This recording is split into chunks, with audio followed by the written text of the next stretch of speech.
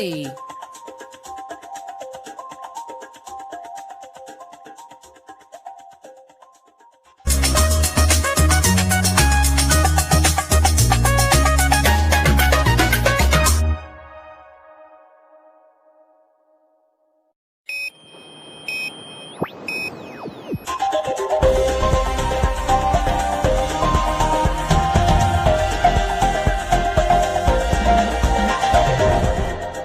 Today on One, your daily dose of local affairs and social media commentary.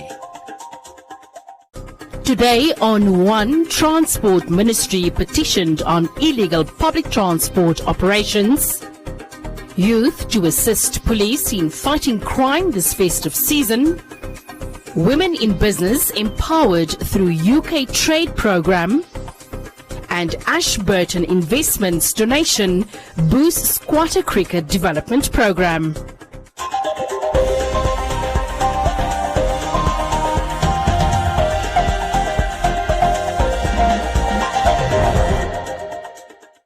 Members of the Namibia Public Passenger Transport Association are calling for the Minister of Works and Transport's intervention in the mushrooming of illegal public transport operators. This comes as the association's last resort after numerous efforts and engagements with the line ministry's previous ministers, but have yet to receive feedback in addressing the issue. The association's Secretary General notes that since 2010, illegal and undocumented public transport operators have infiltrated the industry with unregulated vehicles on medium to long distances without public transport permits or public driving licenses, adding interventions to be introduced to remedy the issue. We as Namibia Public Passenger Transport Association have always tried to contribute positively towards the ministry's efforts and also giving inputs to the draft bill, which is to replace the Public Transport Bill Act 74 of 1977, which has brought the industry in disarray. Our petition, therefore, we call on our Inspector General to instruct law enforcement to act immediately against the corrupt practices of illegal operators on all routes, as it has caused legal operators with permits not to earn an income from the industry in as much that they only operate their vehicles which they pay installments, insurance and the driver, as well as ensuring that these vehicles are roadworthy and also pay mass distance charges. Secondly, to instruct the Ministry of Works and Transport to finalize the draft bill on public transport with immediate effect. Staff of Road Transportation Board to be held accountable for issuance of permits to vehicles not permitted to transport commuters on medium to long distances. All permits issued in violation of the law to be revoked. Local authorities not willing to cooperate with public transport industry. Proper loading terminals, traffic law enforcement operations at roadblocks ensuring no illegal transport, offloading of illegal transporters at roadblocks and continuously, not just for a day. The petition was received by the ministry's Director for Transportation Policy and Regulation, who noted that it will be duly studied, further giving clarity on the public passenger bill, also highlighted in the petition. The first issue is that the public passenger bill, which we have referred to, the process, lawmaking process takes long, but we are glad to say that it's already been approved by CCL. So some of these issues will immediately be addressed by this. So it's not that we're not doing anything, it's already in the process. The second part is that road safety is at the core of the ministry. Secondly, lawlessness is not something which the ministry condones. But all of these issues will be addressed, I think, with the relevant stakeholders and see what should be done in the interim while we're still waiting for the bill to be passed by Parliament. According to the association, Namibia's public transportation industry has approximately 20,000 vehicles operating with legal transport permits, of which 17,000 are used for short to medium distances in the urban environment, and the remaining are for rural and intercity transportation, of which majority operate from the capital city.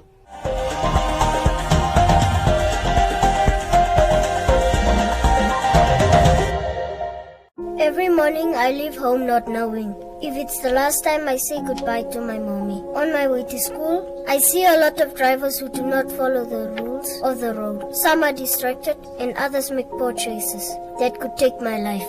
I stop, I look, I listen before crossing, and even encourage my friends to do the same. But do you know that if you hit me at more than 60 kilometers per hour, there is a 80% chance I don't survive. I only stand a chance if you, the driver, drives at the right speed, which is less than 40 kilometers per hour around the school area. Do the right thing and save lives. This message was brought to you by the National Road Safety Council.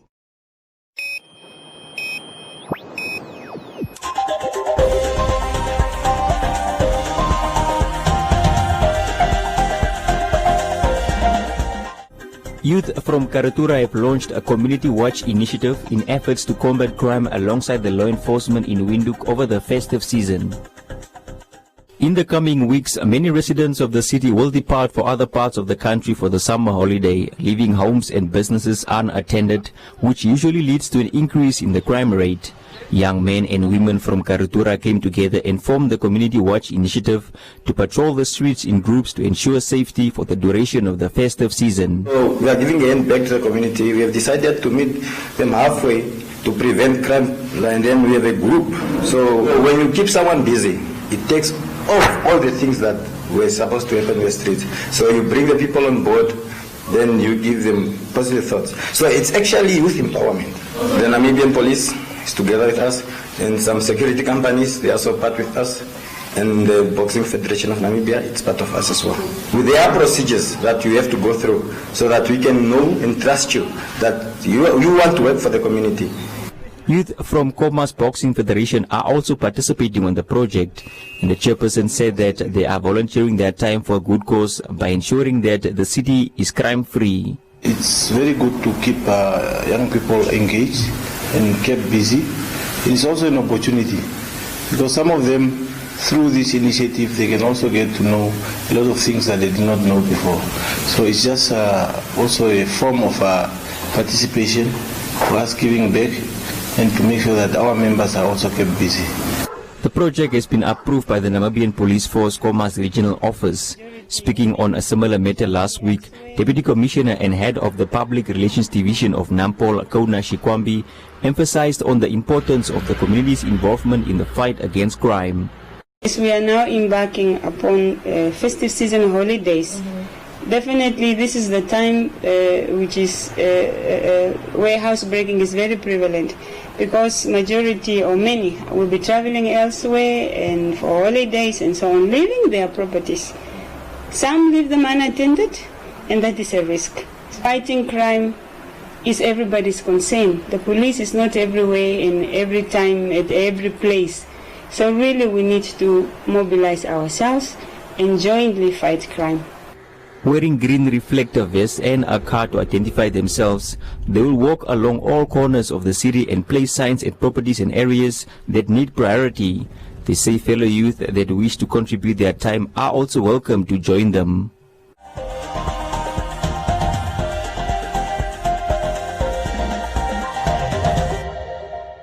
The more pretty dresses, the merrier. It's the season to sparkle in character dresses for girls, only $99.99. And for baby girls, just $69.99. Why pay more this Christmas? Get more in store this festive. Life's better with Pep.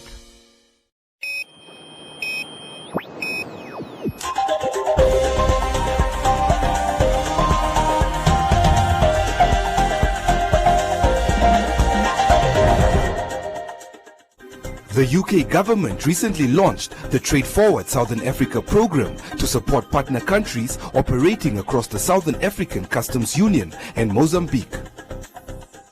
Trade Forward Southern Africa is an £8.9 million program that is part of the UK Prosperity Fund Global Trade Programme. According to Charlotte Fenton, the charge d'affaires of the British High Commission in Windhoek, the TFSA is committed to provide technical support and capacity building to the Namibian government to achieve inclusive and women-centered growth for regional and international trade.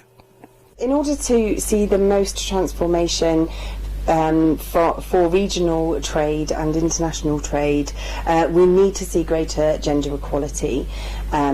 And this is a position that the Trade Forward Southern Africa programme shares with the Namibian government. So a commitment to inclusive and women-centred growth. There are 4 pillars to the programme, and one of those is women in trade. So we're looking here to support the growing number of women-dominated businesses to reach external markets, both regionally and internationally. The programme includes a information hub which provides information to businesses looking to expand and looking to trade, so how they can reach the key markets, price figures, and how to find the right buyers. And there is a specific page on the portal that is dedicated to support women in trade. There are various blueprints aimed at accelerating intra-African trade and boosting Africa's trading position on an international, continental and regional platform. According to Fenton, this new economic partnership agreement will help Southern African countries to overcome the economic barriers to trade when moving goods between the UK and SACU plus Mozambique. The Economic Partnership Agreement ensures duty-free and quota-free access for goods imported into the UK from the SACU countries and Mozambique. And for exports from the UK to those countries, the agreement provides for the removal of or reduction of tariffs and tariff quotas. So the Trade Forward Southern Africa programme is there to help businesses establish those relationships, set up those trading partners, and once that has happened, then the Economic Partnership Agreement helps to overcome the economic barriers to trade to allow the movement of goods between the two countries. The UK government also recently announced that it supported the Namibian government with over £300,000 through the Southern Africa COVID-19 Humanitarian and Remittance Relief Fund for emergency assistance to communities worst affected by the impact of COVID-19. These funds will be used to promote food security interventions in communities that have been heavily impacted by the COVID-19 pandemic.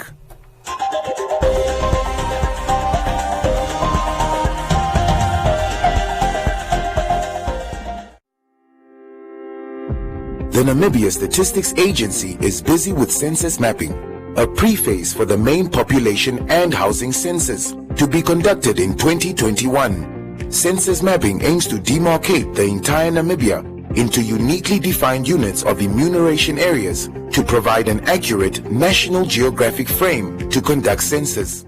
To find out more, tune in to Conversations with the NSA, Saturday evening the 26th of December as from 7 p.m. Play your part. Be counted.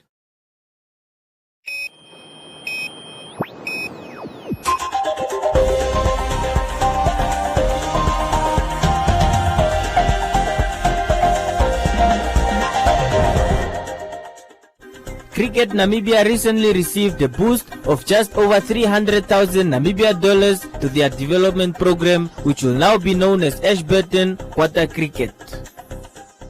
I started from 2018 when I was in grade 5 here at our primary school. My friend Elias, he told me to get involved in cricket. Then I told him why not, so then that's when I started. He taught me all about friendship and balance so that I can't overflow in the sport, so I can just stay deep into it. Mostly I also like basketball, but I would love to carry on with cricket in the future. Ashburton investment representative described the program as special as it offers children an opportunity to be exposed to the game of cricket. What makes the sport so special? And there I can speak as a cricketer myself. I think what you guys need is a bat, you need a ball, you need a surface that's fairly reasonable, and we can play the game. And isn't that fantastic? For us, it's such a privilege to take this game into rural Namibia, for wherever we can take it and just see the kids play, enjoy, and make the best of it. The program has over its 11 years brought cricket to more than 100,000 Namibian youngsters. We've got great stories. I know today we've got Ben Shikongu also with us. Now Ben started his cricket career with Ashburton Quarter Cricket. Today he represents our national side. Ben was part of our under-18 team that went to New Zealand at the World Cup, so great to have you here. Another success story is Rista Dirgaj. She's now representing our ladies side, also again starting from root base and moving up through the ranks. So ladies and gentlemen, what a fantastic story, and for us as Ashburton, it's such a privilege to contribute and to be part of the sport, to develop your youngsters. At the donation event, Cricket Namibia Chief Executive Officer explained to the kids what role team sports play in assisting in the development of young children. From a personal experience, and it was testimony again this year with COVID, to see what a team sport does for development of young children, where you learn how to fit in, you learn how to be part of a team, you learn how to work together, you learn qualities in life that you will need going forward. And a sport like cricket teaches you that. It teaches you to have an individual skill, but you're dependent on people around you to make that skill better. It also, and your head coach said it so correctly, it keeps you from doing the wrong thing. It leads you into an active, holistic lifestyle where you're physically active, you grow and you develop. So cricket for me is almost an all-round life skill more than a sport. George Lututu, coach of the Hours Primary School cricket team in Katutura, a sport enthusiast, has been coaching cricket for more than 5 years. I love this sport because really, as a teacher myself, also as a person, I'm just a sport guy. And it also teaches kids a lot of things. Getting away, as you heard what our school head girl says, that it takes the kids out of the streets. And sport itself is just a game. It's a natural thing that comes within. Yeah. With me, it's just a natural thing. Some of the challenges that I've faced is that, all these kids that I'm facing, they are coming from different backgrounds. For example, some might not be able to come to practice after school. Some might not be able to come for different games because of the distance to work from home. But then as a coach, I also try to encourage them. And the parents, the good thing about my team is that the parents are really supporting. But then there are just those, but there are really few that can't make it. But the rest of the parents have really tried their best. That's why these kids are here. The Ashburton Quarter Cricket Project has enrolled a total number of 31,000 children in 2020 alone from all regions of the country, and are aiming to reach 50,000 children in 2021.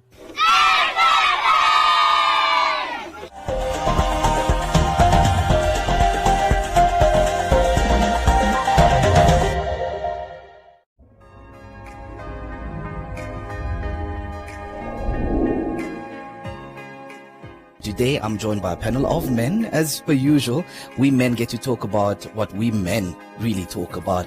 The program aims to make sure that what is left in the dark definitely comes to light. I did see my father physically abusing my mother, so I didn't grow up with that I should beat a woman, because I hated what my dad did to my mom. Whether this older woman does it with you, whether she, violates you, it's sort of seen that boosts your ego as a man. Was that as a young man, I think at 17, 18, I started dating and realized that it's a very fascinating thing to have sex and so forth. So we had lots of what we call friends with benefits.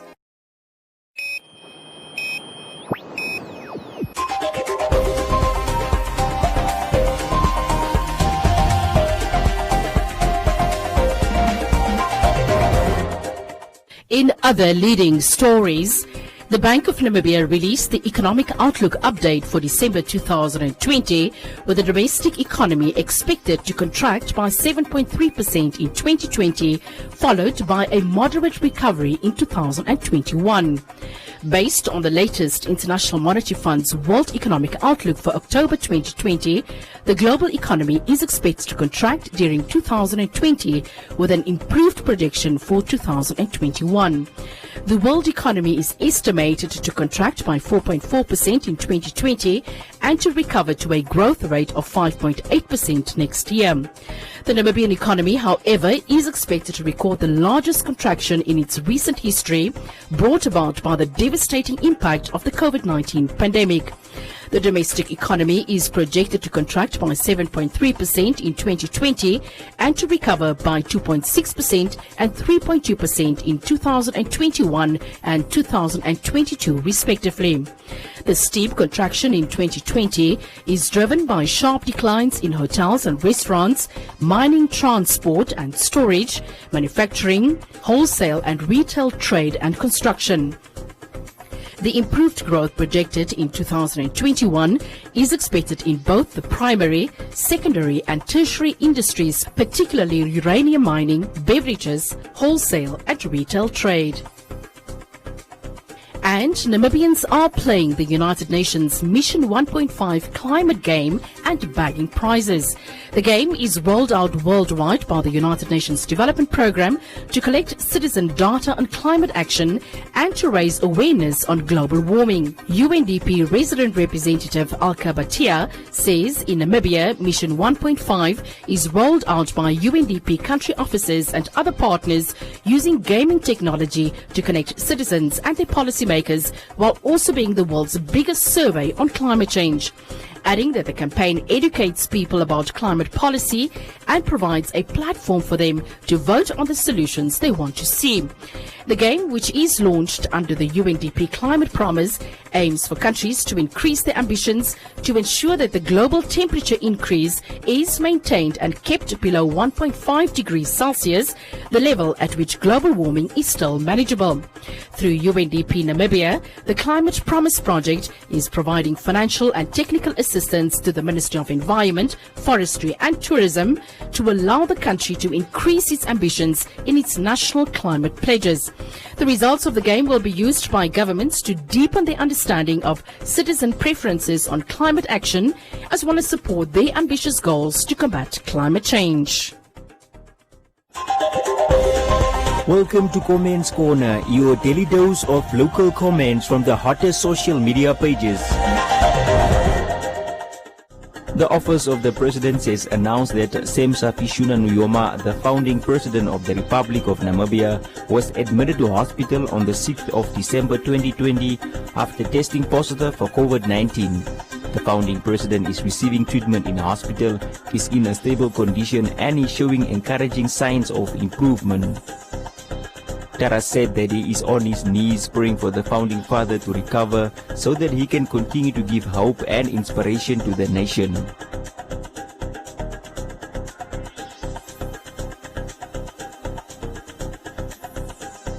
Kanashe said, "Get well soon, our founding father of the revolution and nation." Teresia wished Sam Nujoma a speedy recovery. Antonio Mesho said that he strongly believes that the former president will be well soon. Member of Parliament and former National Youth Council Executive Chairperson Mandela Kapere has sadly passed away. In a tweet by President Geingob, he expressed his sincere condolences to his family and noted that the nation has lost a dynamic parliamentarian who played an important role in shaping the trajectory of youth leadership in the country. Elizabeth said, "Rest soft in the hands of the Lord." Ino Musa said, "This is indeed sad news." Joanna said, "May his soul rest in eternal peace and may the family find comfort in the Creator." Lil Choi said, "Go well, brother, until we meet again."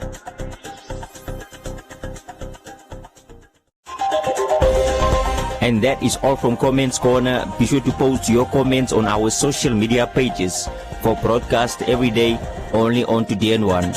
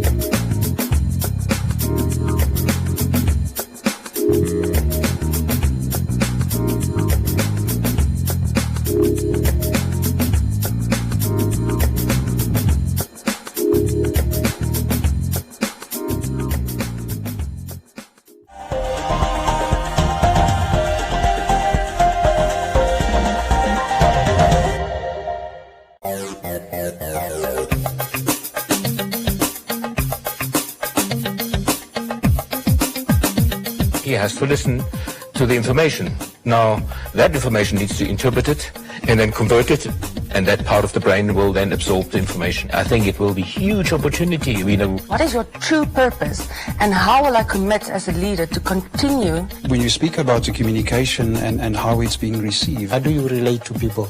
I mean, those respect, love, those are the crucial things before you build the solutions.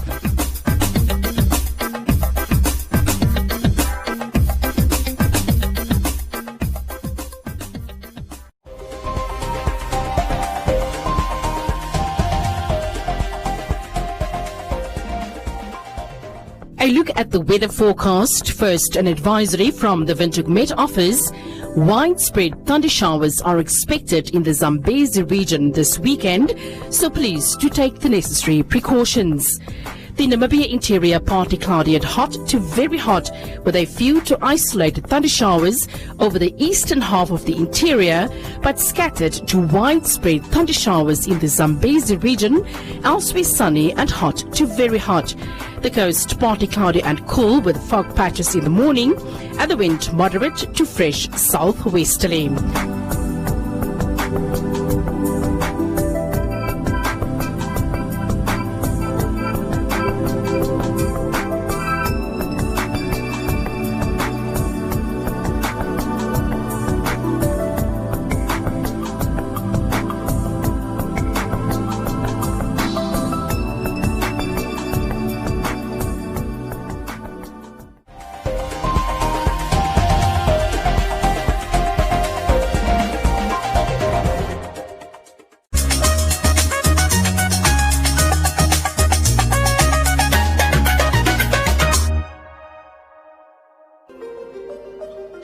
Scientists are racing to find a COVID-19 vaccine.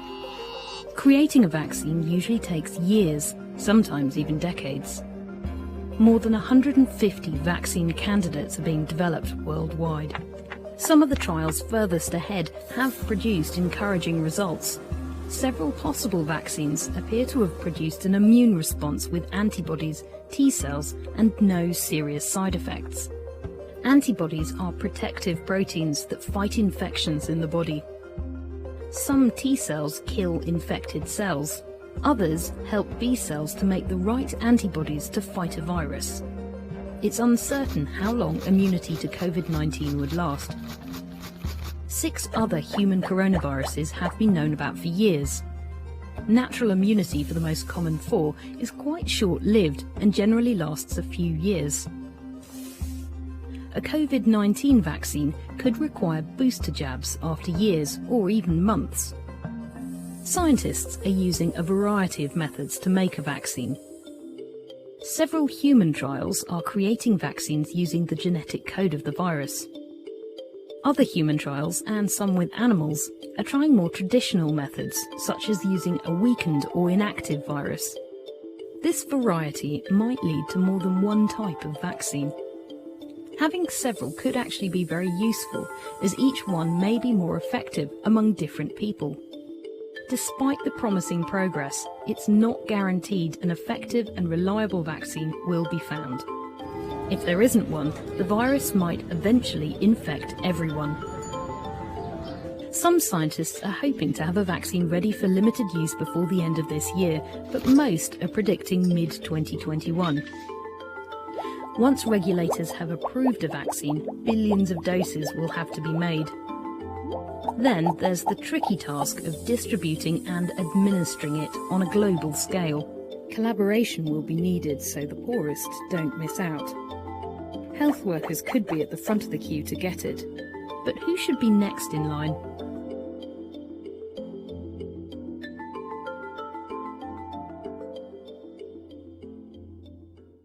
BBC World News, the biggest African and international